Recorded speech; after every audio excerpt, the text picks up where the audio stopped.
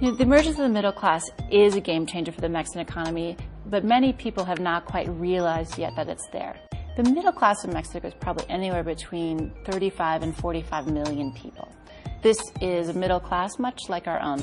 They have 2.2 kids on average, they have a house, they have a car or two, they send their kids to high school, they hope to send them to college, they have jobs in small or big companies, some of them are teachers or lawyers or doctors. They have many of the aspirations that we as a middle class have, and they have the same ones for their children.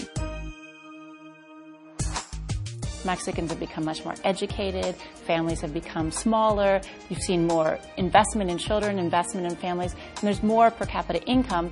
You've seen a huge growth in consumer products, you've seen a huge growth in the sales of cars, and you see a lot of multinationals and Mexican companies taking advantage of this. The explosion of stores and malls and car dealerships and other types of appliance sales.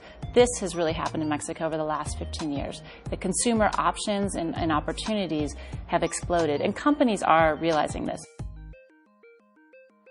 The violence in Mexico right now is concentrated in 3% of the municipalities or the counties in all of Mexico.